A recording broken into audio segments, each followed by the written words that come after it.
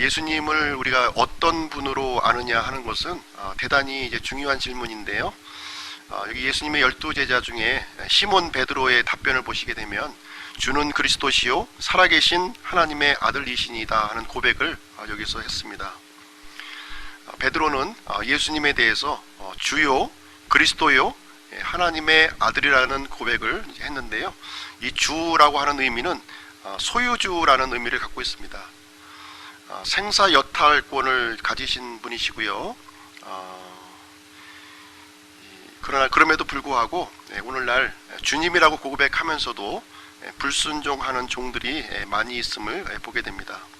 그리고 예수님을 그리스도라고 하는 고백을 했습니다. 그리스도라고 하는 뜻은 히브리어로 메시아요, 우리말로는 구원자라는 뜻을 가지고 있습니다. 죄의 영원한 형벌에서 구출하신 분이시다 하는 뜻이 되겠습니다. 우리는 영원한 멸망 가운데, 어둠 가운데, 죽음 가운데 갈 수밖에 없는 존재였지만 예수님을 그리스도를 통해서 우리가 구출을 받게 되었습니다. 하나님의 아들이라는 고백을 이제 하고 있는데요. 사람의 아들은 사람이에요. 그리고 하나님의 아들은 신분이 하나님이심을 우리에게 알려주고 있습니다. 이 예수님을 삼위일체 하나님 중에 한 분이신 아들 하나님으로 지금 이제 고백을 하고 있습니다. 하나님은 영원하신 분이시요 전지전능하신 분이시요 무소부재하신 하나님이라고 하는 사실을 이제 베드로는 고백을 하고 있는 것입니다. 그래서 18절 말씀을 통해서 보시면 내가 네게 이르노니 너는 베드로라 이 반석 위에 내가 내 교회를 세우리니 지옥의 문들이 그것을 이기지 못하리라 이렇게 예수님께서 말씀해 주셨습니다. 이 베드로라고 하는 것은 그리스어로 페트로스라고 하는 뜻을 이제 가지고 페트로스라고 하는 단어이고요. 돌멩이라고 하는 뜻을 이제 가지고 있습니다. 그리고 반석이라고 하는 단어는 그리스어로 페트라라고 하는 단어이고 이제 반석 의미를 가지고 있습니다. 이 반석 위에 예수님께서 자신의 교회를 세우시겠다 이렇게 말씀해 주셨는데 이 반석이 이제 무엇을 의미하는지 여기에 대한 견해가 이제 분분한데요. 첫 번째 견해는 베드로라고 하는 주장을 이제 갖고 있고요. 두 번째는 베드로의 믿음의 고백, 주는 그리스도시요 살아계신 하나님의 아들이시니다 하는 이 고백이라고 보는 견해가 있습니다. 세 번째는 이 반석이 예수 그리스도라고 이제 보는 이제 견해가 있는데요. 우리가 문맥상으로 볼 때에는 이 베드로가 예수님을 고백한 믿음의 고백이라고 하는 기초 위에 예수님께서 교회를 세우셨다고 하는 사실을 우리는 이제 살펴볼 수가 있습니다. 내 교회를 세우리니 이렇게 말씀해 주셨는데 미래 시제로 지금 이제 언급하고 있고요. 이제 미래의 어떤 한 시점에 예수님께서 자신의 교회를 세우시겠다 이렇게 말씀을 하고 있습니다. 신약 성경에서 처음으로 이제 교회가 이제 언급되고 있는 장면인데요. 예수님 모시기 이전에는 교회가 존재하지 않았음을 우리는 이제 알 수가 있습니다. 구약 시대에 이제 교회가 존재했다 이렇게 이제 주장하시는 분이 있지만 이제 교회의 시작은 예수님의 이 언급 마태복음 16장 18절 이후에 설립되었다고 하는 사실을 알 수가 있습니다. 하나님께서 직접 만드신 기관이 있는데요. 세 가지가 있습니다. 첫 번째는 가정이고 두 번째는 이스라엘이라고 하는 국가와 민족을 이렇게 만들어 주셨습니다. 세 번째는 이 교회라고 하는 기관을 이렇게 만들어 주셨습니다. 이 교회는 구약 시대에는 감추어졌던 신비였고요. 이제 예수 그리스도를 통해서 이제 세우시는 내용이 이제 되겠습니다. 우리 다 같이 에베소서 3장 말씀을 한번 가서 보시도록 하겠습니다. 에베소서 3장. 에베소서 3장 5절 6절 말씀인데요. 신약성경 291쪽입니다. 같이 한번 읽어보시겠습니다. 시작.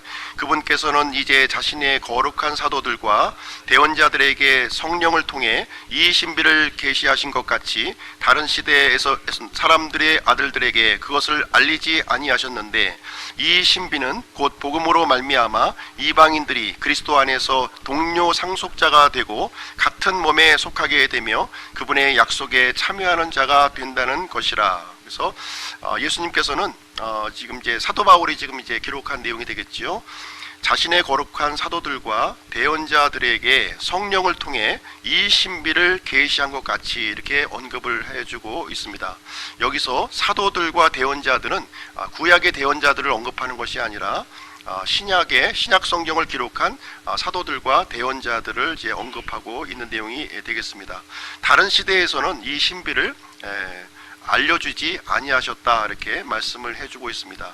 이 신비는 복음으로 말미암아 이방인들이 그리스도 안으로 들어와서 동료 상속자가 되고 그분의 약속에 참여하는 일이 이제 발생하게 되었다는 것을 여기서 언급해주고 있습니다. 하나님께서는 이제 구약 시대에는 이스라엘을 통해서 하나님의 뜻을 이렇게 이루어 가셨습니다. 그러나 예수님께서 이제 십자가에서 죽으시고 부활하시고 승천하신 그 이후에는 믿는 이방인들이 그리스도 안으로 들어오는 이 신비를 우리에게 알려주고 있습니다.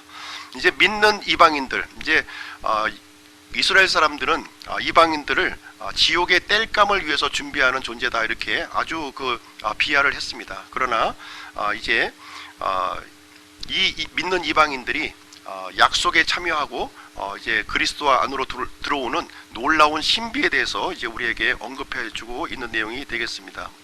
그래서 우리 이방인들, 믿는 이방인들이 하나님의 약속에 참여하는 귀한 복을 이제 우리가 누리게 되었습니다. 교회 시작에 대해서도 여러 가지 이제 견해가 있지만 우리는 오순절날 성령님이 강림하신 오순절날 성취한 것으로 우리는 믿고 있습니다. 이스라엘은 시내산에서 율법이 선포되면서 시작이 되었고요. 교회는 오순절날 이렇게 성취가 되었습니다. 율법이 선포할 때는 3,000명의 그 사람들이 죽임을 당했어요. 그러나 이제 교회가 시작할 때에는 3,000명의 사람들이 구원을 받는 일을 이제 성경에서 기록을 하고 있습니다. 이스라엘은 짐승의 피로 이제 맺은 언약으로 시작이 되었고요. 교회는 예수님의 피로 맺은 언약으로 이렇게 시작이 되었습니다. 그래서 예수님의 피를 하나님 자신의 피요, 보배로운 피라고 우리에게 이제 부르고 있는 것입니다. 우리 다 같이요, 사도행전 20장 말씀도 한번 가서 보시겠습니다. 사도행전 20장, 사도행전 20장 28절인데요. 신약성경 211쪽이 되겠습니다. 같이 한번 읽어보실게요. 시작. 그러므로 너희 자신과 온 양떼에게 주의를 기울이라. 성령님께서 너희를 그들의 감독자로 삼으사 하나님의 교회 곧 그분께서 자신의 피로 사신 교회를 먹이게 하셨느니라. 여기 보시면 하나님의 교회 곧 그분께서 자신의 피로 사신 교회다 이렇게 언급해주고 있는데요. 하나님의 피로 사셨다는 거예요. 이 교회를 하나님의 피값으로 사셨다고 말씀하고 있습니다. 그래서 이 교회의 가치, 이 교회의 가치는 하나님의 피의 가치와 동일한 것을 우리에게 말씀해 주고 있습니다. 구약 시대에는 하나님께서 이제 성전에 자신의 거처를 이제 두셨고요. 이제 신약 시대에 와서는 하나님의 거처를 교회에 두시는 것을 이제 우리는 이제 살펴보게 됩니다. 우리는 현재 이제 독립 침례 교회로 우리가 함께 이제 모이고 있는데요. 지금 이제 우리 주변에도 보면 수많은 교회들이 이제 많이 있습니다. 장로교회도 있고 감리교회도 있고 침례교회도 이제 존재를 하고 있습니다. 그래서 특별히 우리가 독립 침례교회로 이렇게 모이게 되었는데 우리가 추구하고 있는 특징이 무엇인가 하는 부분에 대해서 오늘 함께 살펴보는 시간을 갖도록 하겠습니다. 그래서 제목을 우리 교회가 추구하는 것이라는 제목을 가지고 하나님의 말씀을 전하도록 하겠습니다. 우리 교회가 추구하는 것 첫 번째는 우리는 근본주의 노선을 우리가 추구하고 있습니다. 우리가 추구하고 있는 이 믿음의 노선이 근본주의 노선이에요. 믿음의 노선을 이제 네 가지로 우리가 분류해 볼 수가 있는데요. 근본주의, 복음주의, 그리고 신복음주의, 자유주의 이렇게 우리가 나누어서 생각을 해볼 수가 있습니다. 근본주의의 가장 그 정반대 위치에 놓여져 있는 것이 바로 이제 자유주의예요. 자유주의를 대항해서 우리가 근본주의 믿음이라는 것이 미국에서 1920년, 1930년경에 이렇게 세워지게 되었습니다. 이 근본주의라고 하는 것은 근본주의 믿음은 무엇을 얘기하냐면 성경을 기초로 한 믿음이에요. 성경을 기초로 해서 엄격한 믿음의 표준과 그리고 분리를 강조하고 있는 내용이 되겠습니다. 반면에 이 자유주의라고 하는 것은 무엇이냐면 사람의 이성과 경험과 이 감정을 기초로 해서 성경을 새롭게 해석하는 것을 얘기하고 있는 것입니다. 그래서 근본주의의 믿음과 자유주의의 믿음은 정반대 위치에 놓여져 있는 것이고요. 그 사이에 있는 복음주의와 신복음주의는 어떻게 보면 회색지대에 지금 놓여져 있는 그런 믿음의 모습을 볼 수가 있습니다. 이 복음주의는 성경에서 그리스도의 이 믿음이 중요하다는 거예요. 그리스도의 이 복음이 중요하다는 겁니다. 그래서 다른 것들은 비본질적인 것이기 때문에 우리가 좀 어느 정도 유연한 입장을 가질 수 있다 하는 내용이 복음주의 노선의 이제 믿음이 되겠습니다. 그리고 신복음주의는 자유주의 쪽에 이렇게 기울어져 있는 거예요. 사람의 어떤 경험과 이성과 이런 것을 통해서 성경을 새롭게 우리의 현실에 맞게끔 이렇게 융통적으로 우리가 성경을 이제 좀 해석해야 된다 하는 입장을 가지고 있는 것입니다. 우리가 추구하고 있는 믿음의 노선은 뭐냐면 근본주의 노선이에요. 하나님의 말씀을 있는 그대로 문자 그대로 믿고 이 세속적인 것, 세상적인 것과는 분리를 우리는 이제 강조하고 있는 것입니다. 그리고 이 근본주의 노선의 믿음이 이제 갖고 있는 내용이 어떤 내용이냐면 성경의 영감과 최종 권위입니다. 이 성경을 아주 최고의 가치로 우리가 두고 있는 거예요. 그리고 삼위일체 하나님을 우리가 믿고 있는 것이고요. 예수님께서 여러 가지 이제 그 공생의 기간에 기적을 행하셨는데 이 기적이 문자 그대로 사실이라는 겁니다. 그 사실을 우리가 믿고 있고요. 예수님의 처녀 탄생, 그리고 십자가의 대속의 죽음, 육체적인 부활, 그리고 이제 육체적으로 승천하셨음을 우리가 믿고 있는 것입니다. 그리고 우리 신자의 구원이 영원한 안전 보장을 우리가 믿고 있습니다. 그리고 천국과 지옥이 어떤 상태를 얘기하고 있는 것이 아니라 실제 존재하는 것을 우리는 이제 믿고 있습니다. 그리고 예수님의 육체적인 재림을 믿고요. 그리고 이 교회는 환난 전에 이제 예수님께서 공중 재림하실 때 휴거 받는 것을 우리는 믿고 있습니다. 이 근본주의 믿음이라고 하는 것은 성경에 있는 그대로 믿는 거예요. 하나님께서 말씀하신 그대로 문자 그대로 믿는 믿음을 얘기하는 것이고요. 우리는 그런 믿음의 노선을 우리는 추구하고 있는 것입니다. 두 번째는 우리 교회의 특징은 무엇이냐면 복음 전도에 힘쓴다는 거예요. 이 교회에게 주어진 가장 큰 사명이 뭐냐? 복음 전도라는 거예요. 이 잃어버린 영혼에 대해서 이 긍휼함을 갖고 그 사람에게 이 생명의 복음을 전하는 이 사업이 교회에게 주어진 최종의 목적이다, 이렇게 말씀을 드릴 수가 있습니다. 우리 다 같이요, 마태복음 28장을 한번 보시도록 하겠습니다. 마태복음 28장.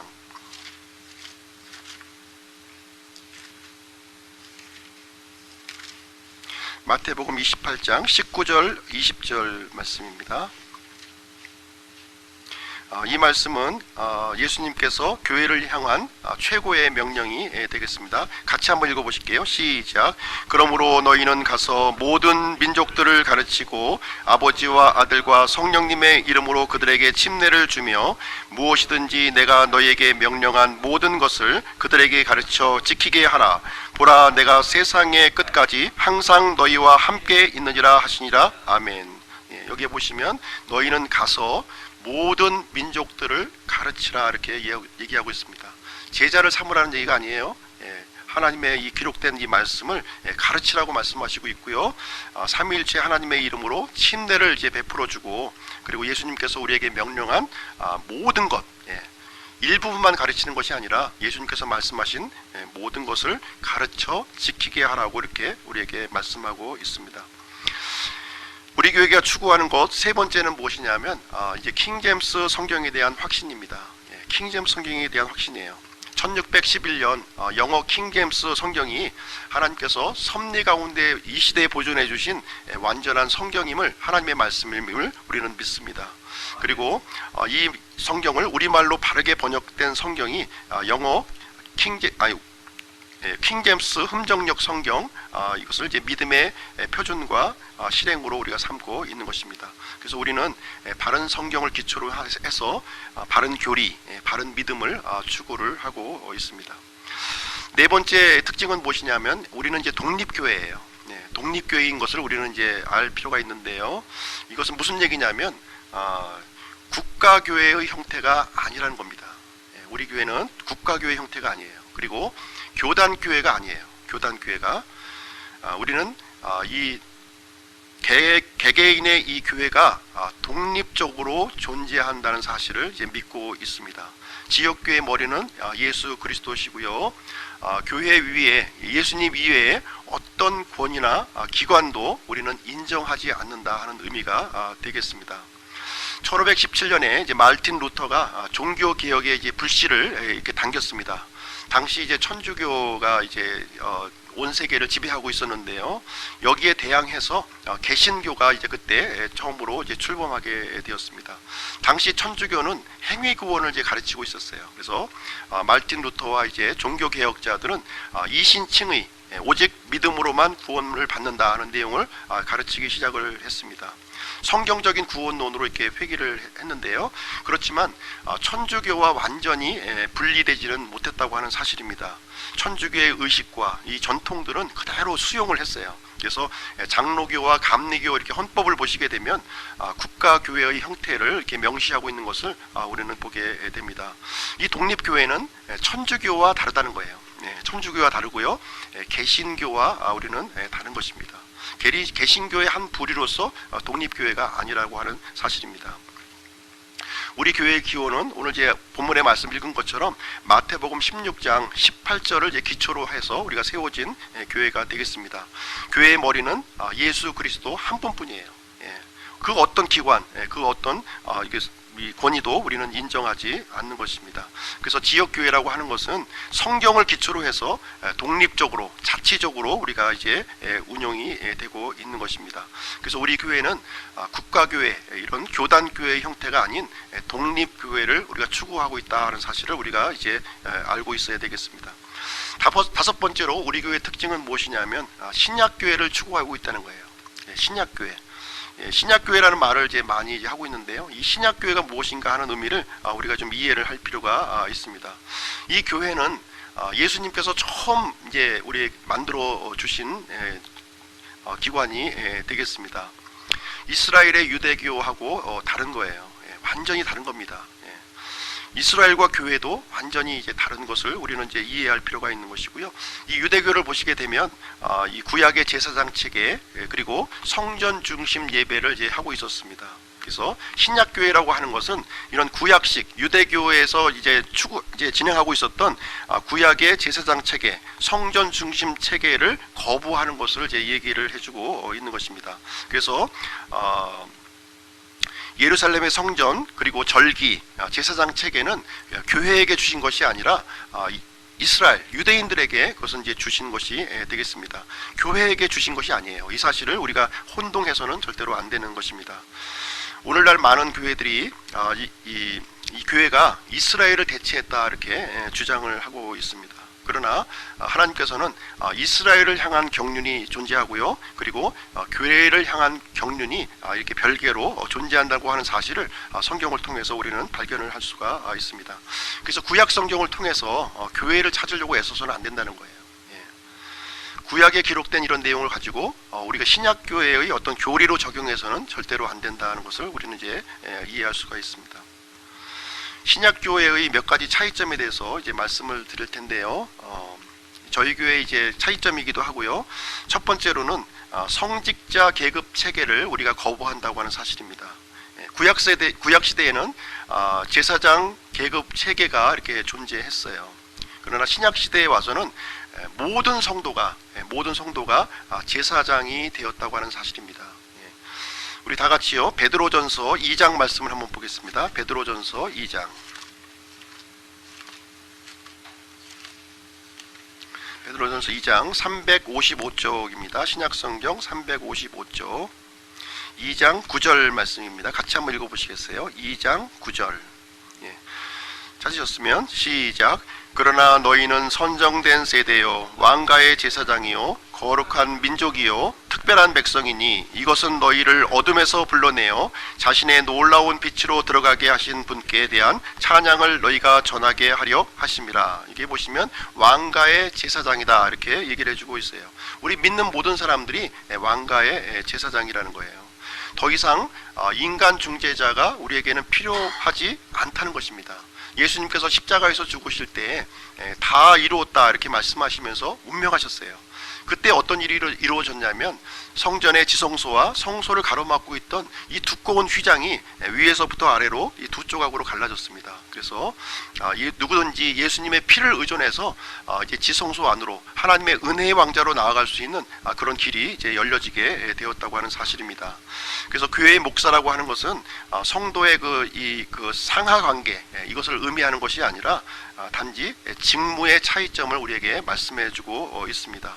그래서 목사는 예수님으로부터 위임받은 그런 권위만을 행사하는 거예요. 자신의 권위를 행사하는 것이 아니라 예수님께서 위임해 주신 그 권위만을 교회에 행사를 하게 되는 것입니다. 그래서 말씀을 선포하고요, 성도들을 바른 길로 인도하는 그런 역할을 담당하게 되는 것입니다. 그리고 신약교회의 그 이제 차이점, 두 번째는 구약의 절기를 우리가 지키지 않는다는 거예요. 구약의 절기를 지키지 않습니다. 이스라엘 백성들에게는 7개 명절이 이제 주어졌죠. 7개 명절이 주어졌습니다. 그 7개의 명절이 무엇입니까? 첫 번째는 유월절, 그다음에 이어지는 무교절, 초실절, 그리고 오순절, 그리고 나팔절, 속죄일, 그리고 장막절, 이렇게 7개의 절기를 이제 지켰습니다. 그리고 그뿐만 아니라 안식일을 또 준수했죠. 안식일을 준수했습니다. 신약교회는 이런 절기나 이스라엘 백성에게 부과되었던 절기나 안식일을 지키지 않는다고 하는 사실입니다. 구약의 이 절기들은 앞으로 다가올 이 그림자와 모형을 우리에게 보여주신 거예요. 신약교회에게 부과한 그런 내용이 아니라고 하는 사실입니다. 예수 그리스도 메시아가 오셔서 앞으로 성취할 그 내용을 그림자로서 미리 이제 하나님께서 보여주신 것입니다. 그래서 우리 신약교회는 더 이상 그림자요 모형을 우리는 섬기지 않는다고 하는 사실이에요. 이 내용을 관련 구절을 한번 보겠습니다. 골로새서 2장으로 한번 가서 보실게요. 골로새서 2장. 골로새서 2장 304쪽이 되겠습니다. 신약성경 16절 17절 말씀입니다. 16절 17절 같이 한번 읽어보시죠. 시작. 그러므로 아무도 먹는 것이나 마시는 것으로 인하여 또 거룩한 날이나 월삭이나 안식일에 관하여 너희를 판단하지 못하게 하라. 그것들은 다가올 것들의 그림자이거니와 몸은 그리스도께 속해 있느니라. 그래서 월삭이나 안식일 이런 그 각종 절기들은 이 다가올 곳의 그림자라는 거예요. 그리고 실체는 예수님의 몸이다 이렇게 얘기를 해주고 있습니다. 우리는 그림자를 섬기는 것이 아니라 실체이신 예수님의 몸을 우리가 섬기게 되는 것입니다. 안식일도 예수님 안에서 성취가 된 내용이 되겠습니다. 예수님의 이 피를 통해서 우리는 영의 안식을 얻었고요, 혼의 안식을 이루어가고 있으며, 그리고 앞으로 몸의 안식을 우리가 얻게 될 것입니다. 그래서 우리 신약교회는 더 이상 이런 그림자요 모형인 절기를 섬기지 않는 내용이 이제 되겠습니다. 구약의 이 안식일이 주일로 바뀐 것이 아니냐 또 이렇게 주장하시는 분들이 있어요. 구약의 안식일과 주일은 전혀 다른 개념입니다. 이 부분을 우리가 이해할 필요가 있습니다. 주님께서 부활하신 날이 주의 첫날이에요. 그렇죠? 성령님께서 강림하신 날, 이 날이 주의 첫날입니다. 그래서 초대교회 성도들은 자연스럽게 이 주의 첫날 이렇게 모임을 가지게 되었고 오늘날에까지 이르게 된 거예요. 전 세계에 복음이 편만하게 전파가 되면서 오늘날까지 지금 이어져 내오는 내용이 되겠습니다. 절대로 안식일이 주일로 바뀐 것이 아니라는 것입니다. 그리고 신약교회의 그 특징, 우리는 유아 세례를 반대한다는 거예요. 우리는 유아 세례를 믿지 않습니다. 유아 세례는 국가교회의 한 구습이에요. 국가교회라는 구습입니다. 어린아이가 태어나자마자 교회의 회원으로 받아들인다는 겁니다. 이 유아 세례를 통해서 우리는 교회의 멤버가 되는 그 조건을 예수 그리스도의 피로 구원받은 사람들로 구성되는 것을 우리는 믿습니다. 믿음의 고백을 할 수 없는 이 어린아이를 교회의 멤버로 우리는 받아들일 수가 없다는 것입니다. 사도행전 8장 37절에 근거해서 믿음의 고백을 한 사람에게 우리는 침례를 베푸는 것이고요, 그리고 구원받고 또 교회의 믿음의 진술에 동의를 한 사람들, 그 사람들을 우리가 지역교회 회원으로 우리가 받아들이게 되는 것입니다.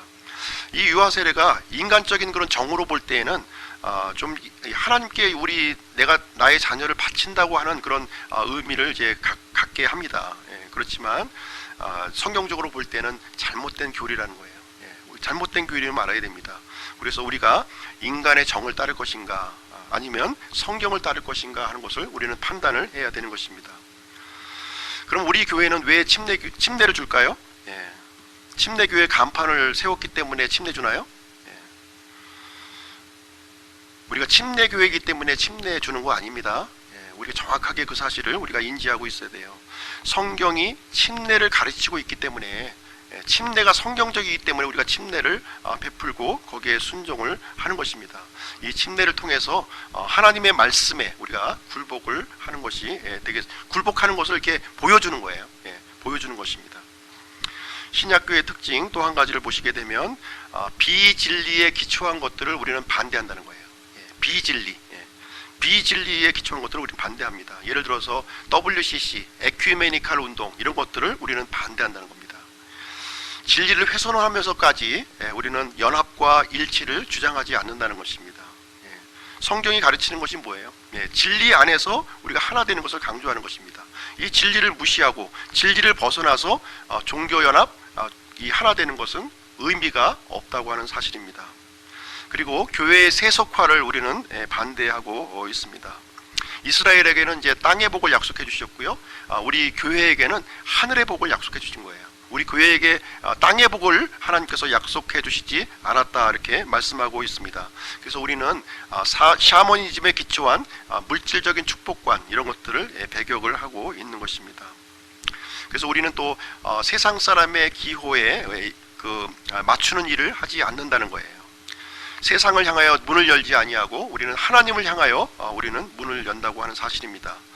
이 아브라함의 조카 롯은 이제 소알 땅에 장막을 치게 되었는데 그 장막 문을 소돔성을 향해서 이렇게 열은 거예요. 그러다 보니까 결국 소돔성 안으로 이렇게 들어가게 되었습니다. 우리의 눈이 어디로 향해져 있는가 하는 것은 대단히 중요한 일입니다. 그래서 교회는 예수 그리스도에게 초점을 맞추게 되고요, 예수 그리스도를 향해서 있어야 된다고 하는 사실입니다. 그리고 영적인 세속화도 우리가 거부해요. 영적인 세속화, 요즘 이제 그 은사 운동들이 이제 많이 이제 우리가 지금 주변에 일어나고 있는 현상들을 보고 있는데요. 빈야드 운동, 토론토 축복 운동, 펜사콜라 웃음 운동, 신사도 운동과 같은 많은 이런 은사 운동이 지금 이제 성령 이런 성령 체험 이런 이름으로 지금 이제 일어나고 있습니다. 뒤로 쓰러지고 금리빨 기적 같은 것들 등으로 사람들을 지금 현혹시키고 있는 건데요. 이 뒤로 쓰러뜨리는 것은 마귀가 하는 일입니다. 마귀가 하는 일이에요. 예수님은 넘어뜨리는 분이 아니시라 넘어진 사람들을 일으켜 세우시는 분이라고 하는 사실입니다. 그래서 은사 집회에 이렇게 가서 보시게 되면 대단히 시끄럽고 무질서한 모습을 우리는 이제 발견하게 됩니다. 하나님은 혼란의 창시자가 아니요 화평의 창시자이십니다. 그리고 세상 음악의 교회 유입도 우리는 이제 반대를 한다는 사실이에요.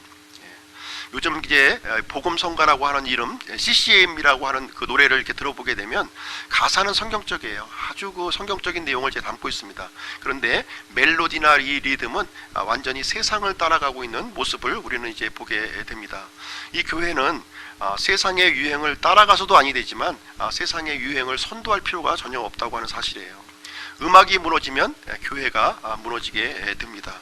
이 음악이라고 하는 것은 사람의 영과 혼과 이 몸에 심각한 영향을 주고 있다고 하는 사실이에요. 그래서 우리 구원받은 성도들, 이 신약교회 이 성도들은 하나님의 음악을 해야 된다는 거예요. 하나님의 음악, 세상 음악을 하는 것이 아니라 하나님의 음악을 해야 되는 것입니다.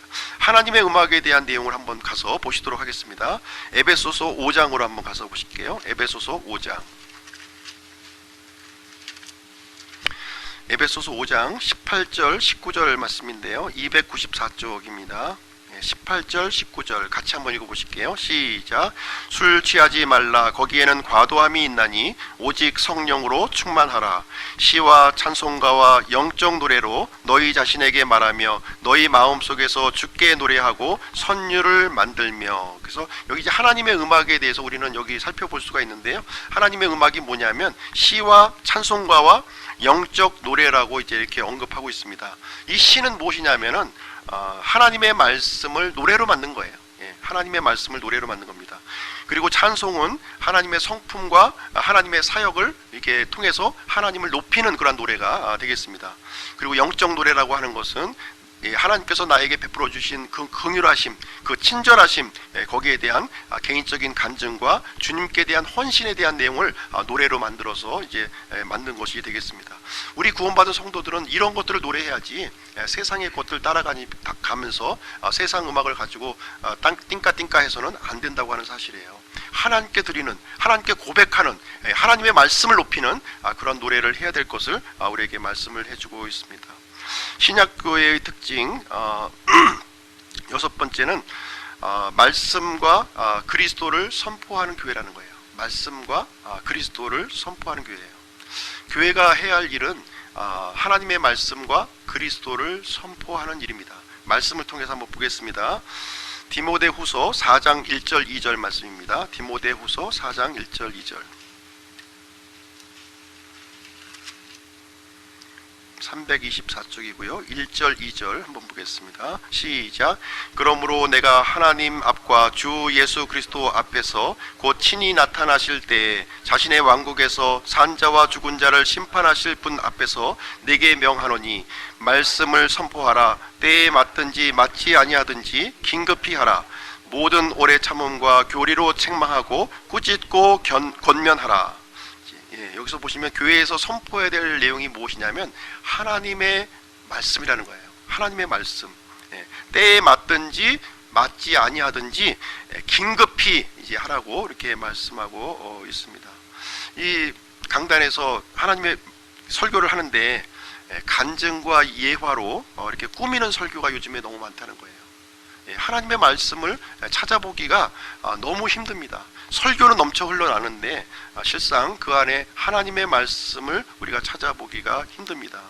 목사의 개인의 신념, 사상을 주입하는 곳이 너무나도 많습니다. 하나님께서 우리 교회에게 명령하시는 것은 무엇이냐면 듣든지 아니하든지 하나님의 말씀을 전하라고 이렇게 우리에게 당부를 하고 있는 것입니다. 교회에서 이제 선포해야 될 것 무엇이냐면 한 말씀 더 볼게요. 골로새서로 한번 가서 보시겠습니다. 골로새서 1장으로 가서 보시겠습니다.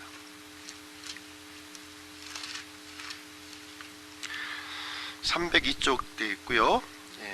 골로새서 1장 27절 28절 말씀입니다. 27절 28절 같이 한번 읽겠습니다. 시작.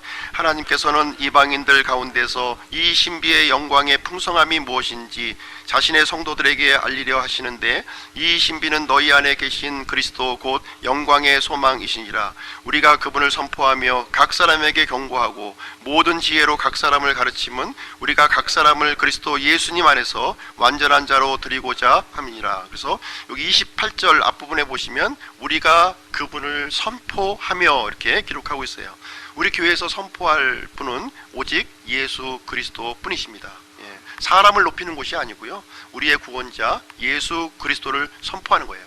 우리가 교회에서 선포할 내용은 단 두 가지밖에 없다는 거예요. 하나님의 말씀과 우리의 구원자 예수 그리스도를 선포하는 일에 집중이 되어야 하는 것입니다. 예수님께서 이 예배의 주인공이 되시고 있는 것입니다. 예수님께서 이 교회의 머리가 되시는 거예요. 말씀을 전하는 사람이나 말씀을 듣는 사람이나 이 머리이신 예수님 앞에, 주인공이신 예수님 앞에 무릎을 꿇고 그 말씀에 복종을 하는 자리에 놓여져 있는 것입니다. 그래서 우리는 마땅히 교회에서는 예수님을 높이고 찬양해야 된다고 하는 사실입니다. 결론을 드리도록 하겠습니다. 우리 주변에 있는 교회들, 대부분의 교회들이 장로교, 감리교예요. 이 장로교, 감리교를 우리 이제 개신교라고 이제 부르고 있는 것이고요. 천주교회에서 이렇게 분리되어서 나온 교회가 되겠습니다. 그래서 장로교의 창시자는 누군가요? 칼빈. 그리고 감리교의 창시자 웨슬리. 루터교의 창시자 루터. 인간 설립자를 다 두고 있습니다.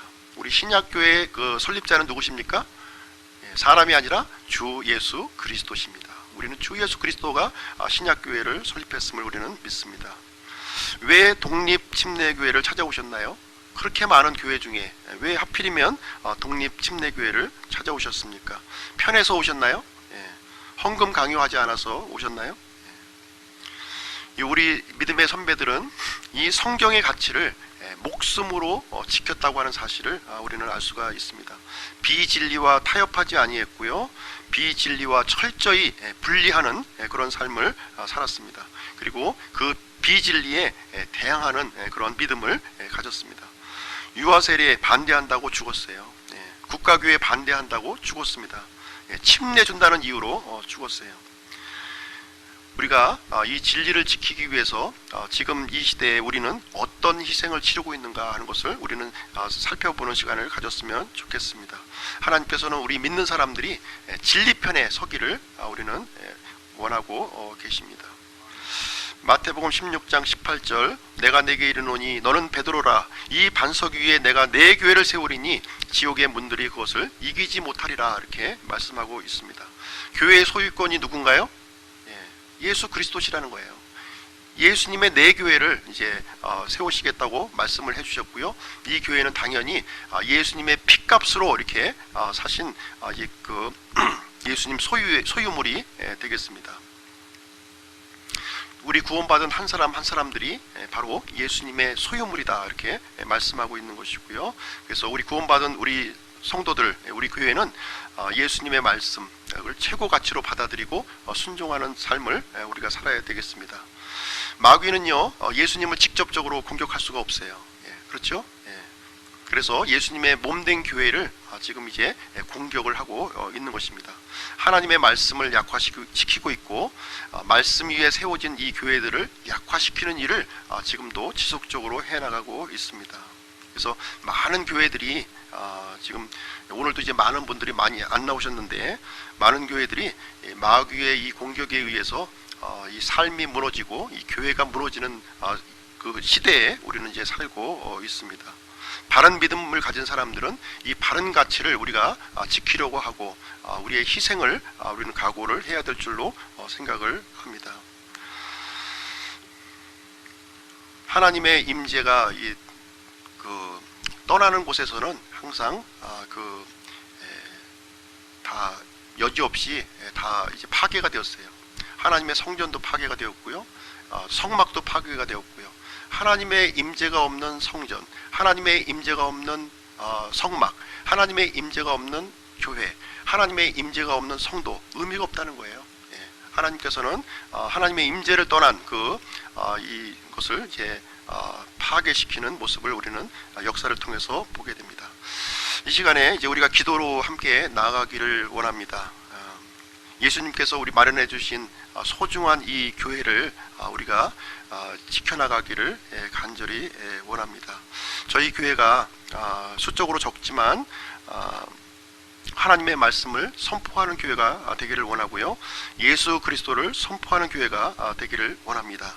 성경적 원칙을 고수하는 그런 교회가 되기를 간절히 원합니다. 그리고 저희 안에 있는 연약한 성도들을 위해서, 우리 믿음의 분량이 다 같은 거 아니거든요. 그래서 믿음이 성장한 사람들은 연약한 성도들을 위해서 기도해 주시면 고맙겠습니다. 특별히 이제 병으로 이제 질환을 앓고 계시는 그런 지체들을 위해서도 기도해 주시기 바랍니다. 이인술 어르신, 최근묵 유옥희 자매님, 신승래 김경숙 자매님, 그리고 대입 수험생도 또 이제 있는데요. 우리 젊은 청년들을 위해서도 기도해 주시면 고맙겠습니다. 그래서 우리 교회가 이 마귀의 공격에 우리가 무너지지 않고 굳건하게 우리의 진리를 지켜나가는 우리 기쁨 침례 교회가 되기를 간절히 축원드립니다. 잠깐 그러면 기도하는 시간을 갖도록 하겠습니다. 한 5분 정도요. 제가 말씀드린 이 내용에 대해서 좀 기도를 좀 해주시고요. 그리고 우리 국가를 위해서도 굉장히 기도해 주시면 고맙겠습니다. 굉장히 어려운 그 시점을 우리가 이제 통과해 나가고 있는데 우리가 평안한 중에 믿음 생활을 할 수 있도록 이 국가의 안전을 위해서, 평화를 위해서 기도를 해주시면 고맙겠습니다. 그리고 북한 땅에 있는 우리 참 악한 그 독재자 밑에서 신음하고 있는 우리 북녘 동포를 위해서도 기도를 해주시면 고맙겠습니다. 참 어려움 가운데 믿음 생활을 하고 있는 수많은 그 지하 성도들이 있다는 사실을 우리가 이제 듣고 있는데요. 그분들을 위해서도 기도해 주시면 고맙겠습니다. 우리가 편안한 중에 우리가 믿음 생활하고 있지만 지금도 열악한 가운데, 참 궁핍한 가운데 이 믿음을 지키고 있는 우리의 지체들이 많이 있습니다. 그 이름 모를 지체들을 위해서도 이 시간 좀 기도해 주시고, 또 자신의 그 또 필요를 위해서도 하나님 앞에 이렇게 좀 내어놓고 한 5분 정도 저희가 좀 기도하시고요. 우리 감복석 형제님, 전도사님 마무리 기도 이렇게 해주시면 고맙겠습니다. 잠시 기도하도록 하겠습니다.